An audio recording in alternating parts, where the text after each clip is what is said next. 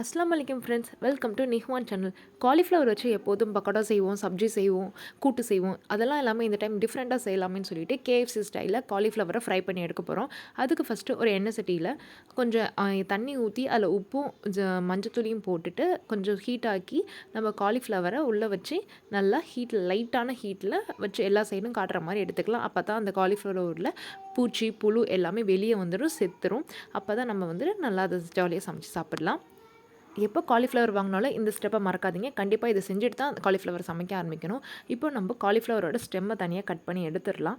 And இது நம்ம KFC ஸ்டைலில் செய்கிறதுனால நம்ம பெரிய பெரிய பீசஸாக நான் கட் பண்ணி எடுத்துக்க போகிறேன். அண்ட் அதோட ஸ்டெம் ரொம்ப முக்கியம். அதனால் ஸ்டெம்மோடு சேர்த்து கட் பண்ணி எடுத்துக்கோங்க.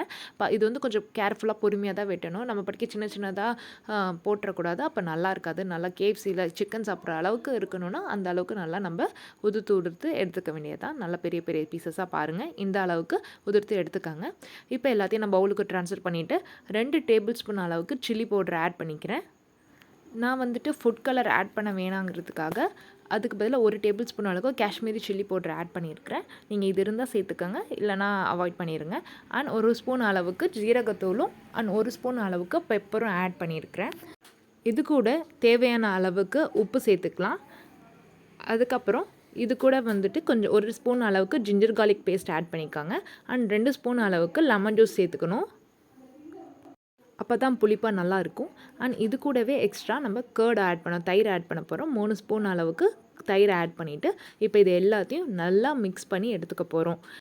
இதனுடைய டேஸ்ட்டே நல்லா மிக்ஸ் பண்ணி எடுக்கிறதுல தான் இருக்குது. ஏன்னா நம்ம பெரிய சைஸாக நம்ம காலிஃப்ளவர் போட்டிருக்கோங்கிறதுனால நல்லா எல்லா இடமுமே மசாலாவாக இருக்கிற மாதிரி நல்லா கோட் பண்ணி எடுத்துக்கோங்க. இந்த அளவுக்கு இதை இப்போ ஒரு 2 மணி நேரம் அளவுக்கு ரெஃப்ரிஜரேட் பண்ணி வைங்க. அதுக்கப்புறம் செஞ்சு தான் நல்லாயிருக்கும். இப்போ ஒரு முட்டை எடுத்துகிட்டு அதில் கொஞ்சம் உப்பு போட்டு நல்லா பீட் பண்ணி வச்சுக்கோங்க ஒரு சைடு. அண்ட் இது கூடவே ஒரு பிளேட்டில் ஒரு 2 ஸ்பூன் அளவுக்கு மைதா மாவு ஆட் பண்ணிக்கோங்க.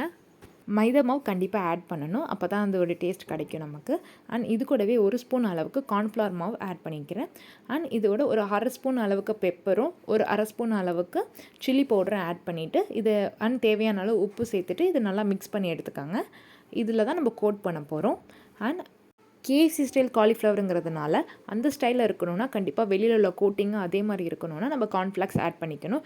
கார்ன்ஃப்ளெக்ஸ் இல்லைனா நம்ம ஓட்ஸ் கூட ஆட் பண்ணிக்கலாம். ஆனால் கண்டிப்பாக இதை ஆட் பண்ணால் தான் நமக்கு கேஎஃப்சி ஸ்டைல் கிடைக்கும். இப்போ நம்ம மேரினேட் பண்ணி வச்சுருந்த காலிஃப்ளவரை எடுத்து எக்கில் நல்லா டிப் பண்ணி எடுத்துக்கணும். எடுத்து எல்லா காலிஃப்ளவர்ஸையும் எக்கில் நல்லா டிப் பண்ணி எடுத்து வைங்க. ஏன்னா நெக்ஸ்ட் நம்ம அந்த மைதாவோட கோட்டிங் கொடுக்க போகிறோம். இப்போ நல்லா மைதாவில் கோட் பண்ணி எடுத்துக்கலாம். நல்லா எல்லா சைடுமே மாவு படுற மாதிரி கோட் பண்ணி எடுத்துக்கோங்க.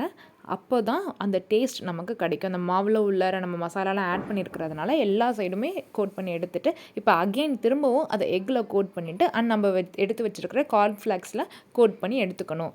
இதுதான் மெத்தட். இந்த மாதிரி ஃபர்ஸ்ட் எக்கு, அதுக்கப்புறம் மைதா கோட்டிங், அப்புறம் திரும்பவும் எக்கில் டிப் பண்ணிவிட்டு கார்ன்ஃப்ளெக்ஸில் கோட் பண்ணி எடுத்துக்கணும். பாருங்கள், இப்போவே பொரிச்சு வச்ச கேஎஃப்சி மாதிரி இருக்குது.